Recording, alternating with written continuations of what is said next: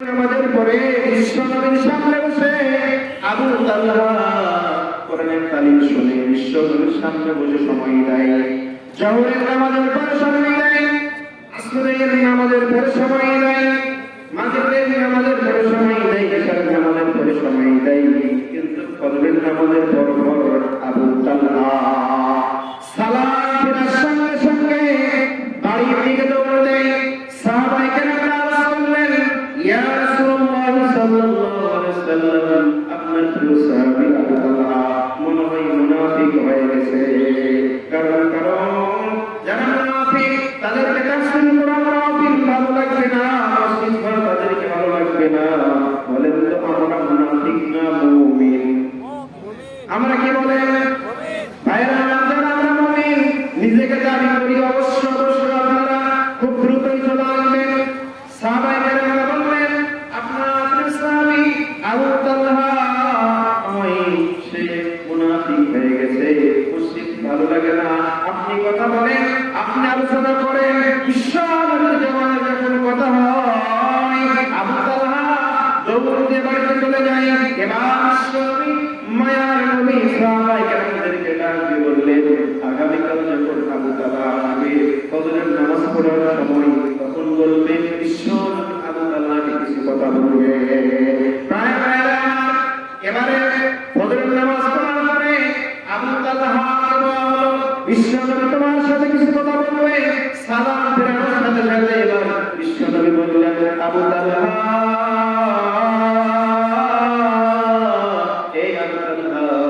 আমার জবাব দিয়ে কি তুমি আমার উপরে নারাজ? আমার ব্যাপারে আমার কোন আসার নেই, তুমি কি আমার উপরে রাগান্বিত হয়ে আছো? আবু তালহা বললেন, না না না, আপনি তো মায়ার নবী, ওমা আরসালনাকা ইল্লা রাহমাতাল লিল আলামিন। বলবেন আল্লাহু আকবার। আবু তালহাকে প্রশ্ন করা হলো, তাহলে আমার উপর কোনো রাগ নাই, কোনো ক্ষোভ নাই, তাহলে তুমি সময় দাও, আসরের সময় দাও, মাগরিবের সময় দাও, সেই সময় দাও, ফজরের নামাজের সালাম দিয়ে তুমি কেন বাড়ির দিকে দৌড় যাও? এই কথা শোনার সাথে সাথে আবু তালহার দুই চোখ দিয়ে ঝরঝর করে পানি বয়ে বয়ে পড়তেছে। এবার বিশ্বনবী ডাকতে বললেন, আবু তালহা আমি জবাব চাই।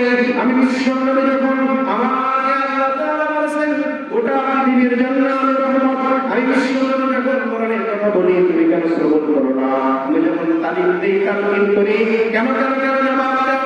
এবারে আবু তালহা বলতেছেন, আমার কষ্টের কথা, আমার দুঃখের কথা আমি পৃথিবীর মানুষের কাছে বলতে চাই নাই, যেহেতু আপনি ওমা আরসালনাকা ইল্লা রাহমাতাল লিল আলামিন, আপনার সাথে যোগাযোগ করা যাবে না, বলতেই হবে।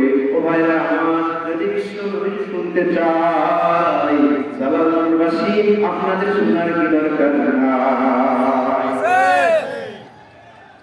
শোনার দরকার আছে না নাই? এবার আবু তালহা কান্না করতেছে, আবার বিশ্বনবী বলতেছেন, আবু তালহা জবাব দাও। এবার আবু তালহা বলতেছেন, মায়া নবী বিশ্বনবী জোহরের নামাজের পরে নামাজের ওয়াক্ত অনেক লম্বা সময় ধরে থাকে, আসরের নামাজের পরে নামাজের সময় অনেক লম্বা সময় ধরে থাকে, মাগরিবের পরে থাকে, ইশার পরে থাকে, ফজরের নামাজের কিছুক্ষণের ভিতরে সূর্য উদয় হয়ে যায়, খুব অল্প সময়। ও মায়ার নবী আমি এত গরীব, আমি এত গরীব, আমরা স্বামী স্ত্রী একটা কাপড় দিয়ে আমরা নামাজ আদায় করি। আমি যখন ফজরের নামাজের পরে যদি দৌড় দিয়ে বাড়িতে না যাই, আমার বিবির নামাজটা কাজা হয়ে যাবে। এই কারণে আমি সময় নেই না, সঙ্গে সঙ্গে বাড়িতে গিয়ে আমার ফজরের কাপড়টা আমি আমার স্ত্রীকে খুলে দেই, আমার স্ত্রীর ফজরের নামাজ আদায় করে। প্রাণের ভাইয়া আমার, বিশ্বনবীর কথা শোনার সাথে সাথে চোখ দিয়ে পানি দিয়ে পড়তেছে, আল্লাহকে ডাকতে বললেন, আল্লাহ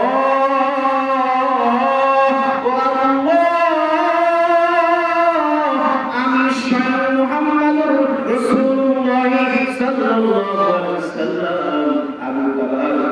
হয়ে গেলাম, আপনি আবু তাআলার উপরে রাজি হয়ে যান। সম্মানিত ভাইরা আমার, আমাদের মনে হয় কাপড় নেই, এই কারণে আমরা দেখি তোমার কিছু ভাইরা সুন্নাত বাদ দিয়ে শুধু নামাজ পড়ে ডাইরেক্ট দৌড়ায়। এরকম সমাজে লোক আছে না? কাপড়ের কোনো অভাব নাই, নাই, নাই। অভাব হলো আমাদের ঈমানের অভাব। এই কারণে সম্মানিত ভাইরা আমার, নামাজের পরে সুন্নতের দরকার আছে না নাই? কম না বেশি? অনেক বেশি। রব্বুল আলামিন আমাদের সবাইকে এরকম সুন্নতের উপর আমল করার তৌফিক দিয়ে দেই। আমরা বলছি আল্লাহুম্মা আমিন। সম্মানিত ভাইরা আমার, সম্মানিত ভাইরা আমার, একটু শুনে যাবেন। আবু তালহাকে শোনার দরকার আছে না নাই? বিশ্বনবী মসজিদে নববীতে বসে আছেন, হঠাৎ করে একজন ক্ষুধার্ত ব্যক্তি কাজ করলেন, ইয়া রাসূলুল্লাহ সাল্লাল্লাহু আলাইহি ওয়াসাল্লাম, আমি ভীষণ ক্ষুধার্ত, আমাকে কিছু খাবার দেন। বিশ্বনবী যখন চোখ বন্ধ করে দেখলেন, মেহমানদারি